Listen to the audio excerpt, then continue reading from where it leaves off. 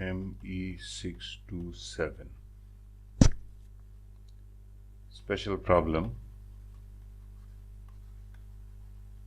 different from what we have been doing before, is van der Pol strongly nonlinear.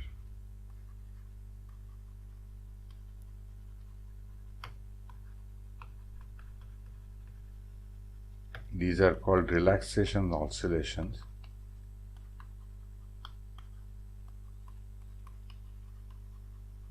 And we'll see what they are like.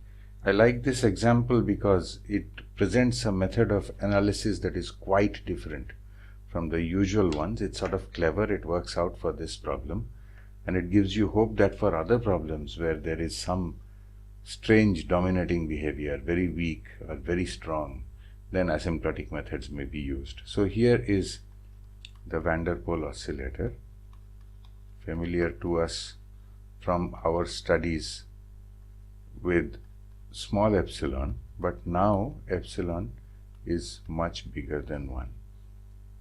Let us do some elementary studies in MATLAB first. So I'll set the tolerance to be that. Here you can see the van der Pol oscillator is ready. I have put epsilon equals 5. Okay, so let me run this. So this one can be maybe 40, and I'm starting it from initial conditions that are some non-zero initial conditions, and then I can plot, and you can see that there is quite severe harmonic distortion. But 5 is not really as big as I would like. You can see that it has settled to a periodic solution. This is about 13, this is about 25, so the time period is about 12, okay, for 5. Very good. Now let's come here and make this 10. And when I make this 10,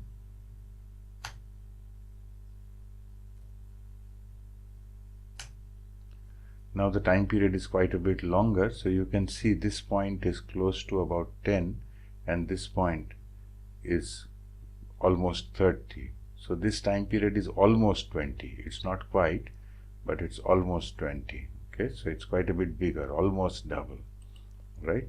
Let us say the time period is, this is about a half there. It's about 19, let us say, okay? We can get a better estimate. We don't need to do that right now. Let's do 20.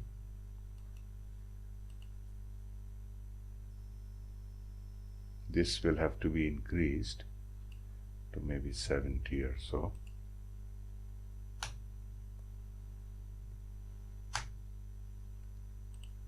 And now you can see that it sort of very rapidly settles to the periodic solution.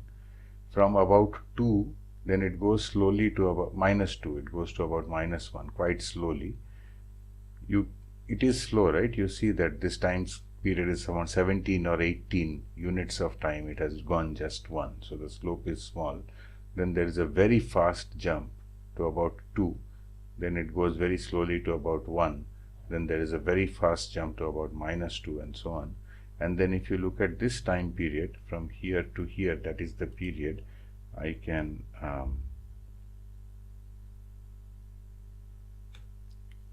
pick out this point here and this point here to get an approximate time period, and that's the time period for 20. So you can see it's about 17 or 18, 1.7 or 1.8 times epsilon. Okay, when I do, okay, so that's what the time period seems to be like. And so when we come here, we realize that the appropriate time scale is like this. It is tau equals t by epsilon, tau order 1. Okay, so what we are saying is t equals epsilon tau.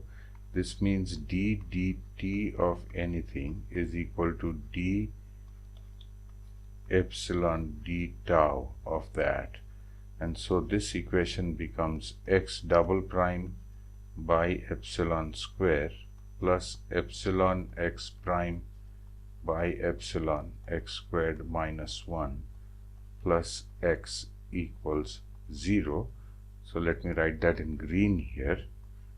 X double prime by epsilon square plus x prime by nothing, x square minus 1 plus x equals 0. Now you can see that for large epsilon this is a singular perturbation, right? X double prime has very little effect except during very short phases when it is very big, okay, and otherwise this is really the dominant equation. But we will process it as follows, and this is a clever trick. I learned it from Professor Richard Rand. I don't know where he learned it or whether he thought of it himself, but that's where I learned it from. So now over here what we will do is we will say let the integral of x d tau be equal to y. Now you may say that there is an arbitrary constant of integration. That's true, but you will see that we will take care of it. So let us integrate this one with respect to time. So you see, if the integral of x is y, then x is y prime, x prime is y double prime, etc. And so the integral of x double prime, which is x prime, the integral of x double prime is x prime, which is y double prime, you see. So when I integrate this, I get y double prime by epsilon square plus this one is directly integrable, you see. So this one is x cube by 3 minus x, and this integral is plus y. This is equal to some constant. We are setting that equal to 0, and by that we are choosing implicitly, we are effectively choosing the integration constant from there, okay. Now this x of course is just y prime, and so my governing equation is y double prime by epsilon square plus y prime cube by 3 minus y prime plus y equals 0, but I prefer to write it as follows: y double prime by epsilon square is equal to y prime minus y prime cube by 3 minus y, okay. And I also prefer to pull this part out and consider this equation. So there are large phases of motion when just this part is the governing equation. So for that I will write y is equal to y prime minus y prime cube by 3 is the equation for slow phases, okay. Very good. It is better to just stick to this side and finish here, okay. So what we will do now is let us draw a graph of this. Remember, we are interested in this equation, so it has a phase portrait. The phase portrait can be sketched here, but on the phase portrait I want to draw this graph first. So this is y prime, this is y. Let me think of y prime as briefly an independent variable. Think of y as a function of y prime and draw this graph. Then you will see that close to the origin it is just 45 degrees, but then after that y decreases because of this term here, and so this graph actually looks like that, okay. It's symmetrical. My picture is imperfect. I hope you will forgive that, and then I'll correct it a little bit, okay. So what is this curve? This curve is this curve here. Now let us think about how things work over here. Let us say I take a point here in the phase space. What is the problem here? I'm sorry, no problem. What is the state of affairs here? The state of affairs here is y is bigger than this. Okay. So this one is bigger than this one. Or when I come here, whatever this is, y is bigger than that. That means this is negative, but it is divided by epsilon square. That means y double prime is very big and negative. This means y prime changes, decreases, negative very fast, and y has no time to change. And so that initial condition, that trajectory sort of comes down really fast like this.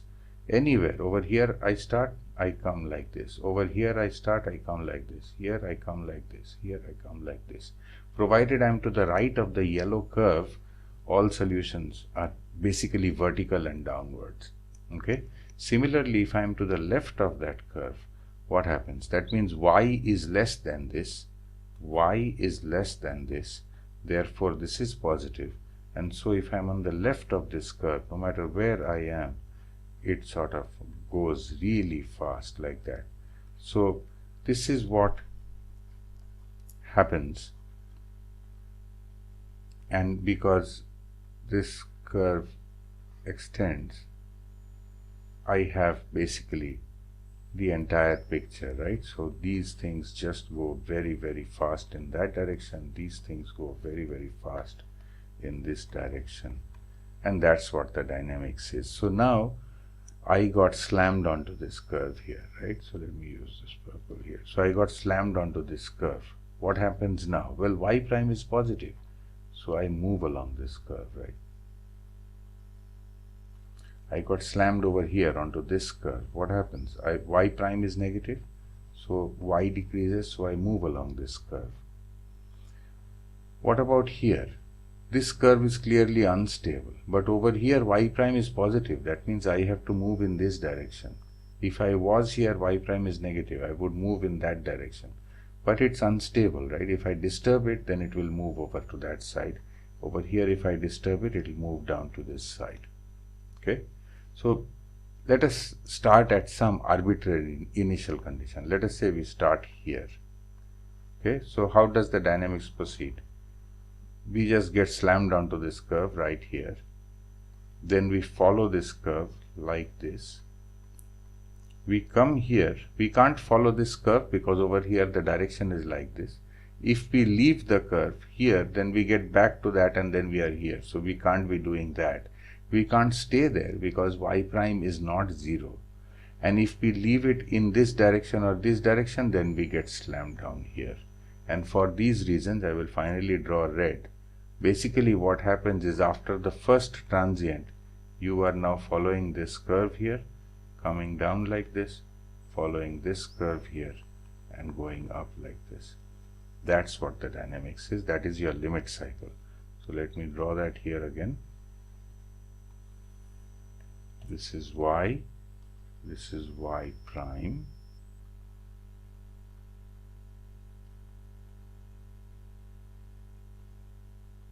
And your limit cycle is like this. From here you go up,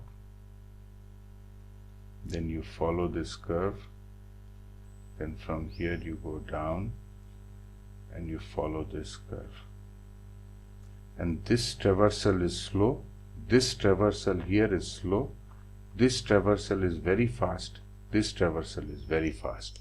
And so if we wish to find the time period, we just have to take the travel time from here to here by symmetry, multiply by 2. What are these points? To see these points, we have to think of y is equal to y prime minus y prime cube by 3. This is the curve. Let us identify the point with 0 slope, right? That means dy prime equals 1 minus y prime square equals 0. That means y prime equals plus minus 1. 1 is here and 1 is here. Okay, this is the y prime axis, remember. So that is plus 1, this is minus 1. Okay, now over here where y prime is minus 1, what is y? Okay. So if y prime is minus 1, y is equal to 1 minus 1/3, that is 2/3. Okay, so y over here is 2/3. That means y over here is also 2/3 because it has gone, well, negative. I'm sorry. This one is y over here is minus 2/3 and y over here is 2/3, right? Because over here y prime was 1, so it came here. Okay, so y over here is 2/3. Okay, what is y prime? So now I say y prime minus y prime cube by 3 equals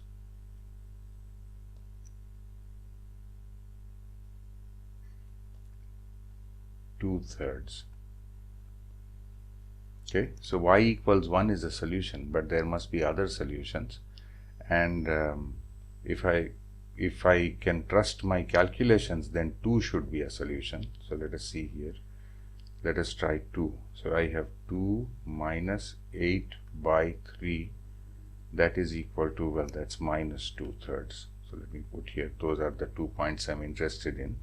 And let's try minus 2, then I have minus 2 plus 8 by 3, and that is definitely equal to 2/3. And so you see, the value for y prime, I'm sorry, the value for, seem to have,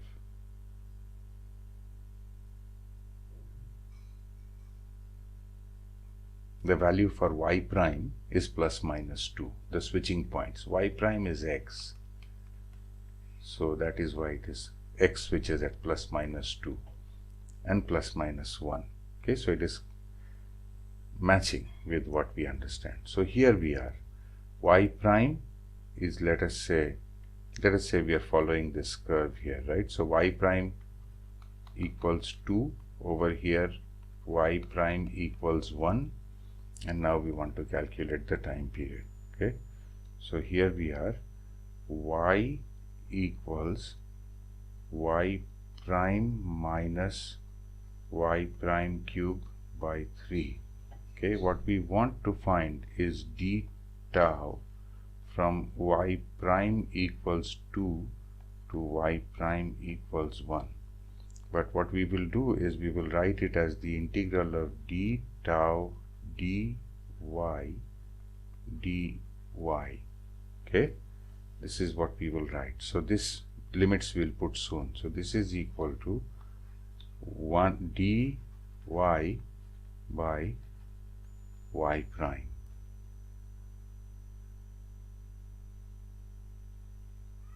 Okay, very good.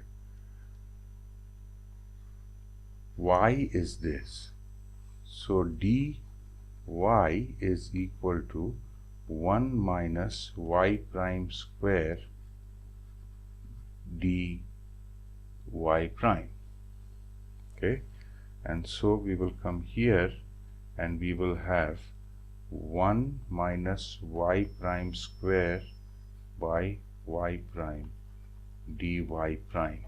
And now our limits are clear, you see, from 2 to 1. So this is equal to y prime minus 1 by y prime dy from 1 to 2.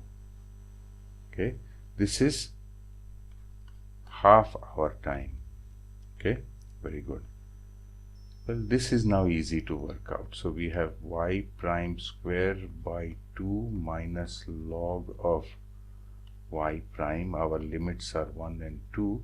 So this is equal to 4 by 2 minus 1 by 2 minus log of 2 plus log of 1, which is equal to 3 by 2 minus log 2. Okay, that's t by 2. Therefore t is equal to 3 minus 2 log 2. This is in tau time, and so tau in t, this is t in tau time. Tau in t is epsilon tau, so that is 3 minus 2 log 2 times epsilon. So remember, this number from numerics was something like 1.7. That was our estimate, but we can calculate it precisely now. 3 minus 2 times log 2. In MATLAB we don't write ln. Okay, so that is 1.6. okay, so that's the time period. So over here, for example, if I put epsilon equals 40, then I predict that the time period answer is that times 40, so 64.5. That's my prediction. Won't be exact, but it's fairly good. And what we will do here is we will integrate till maybe 100.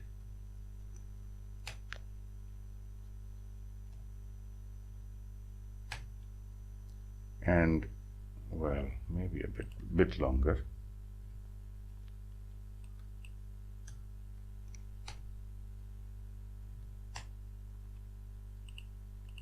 And you see, so here is the time period. We can take xx as g input,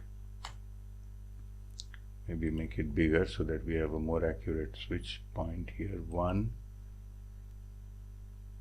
and 2, that is our numerical estimate.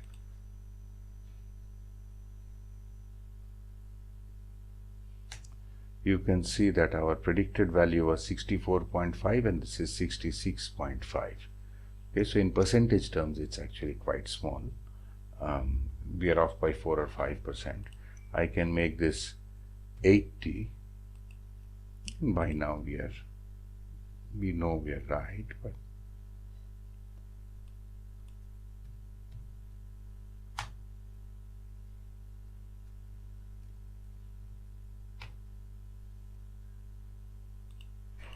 so once again we have these values here. Let us look at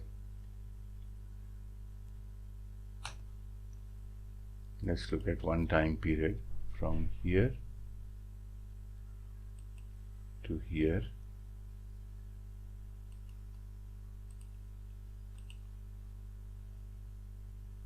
That's my numerically obtained time period, and this is my predicted time period. And you can see that in fact the distance difference is smaller, right? So in fact the time period is plus something, that is little o of 1. It will go to 0 as epsilon goes to infinity. To find that correction term you have to work much harder, and we will not do that in this course.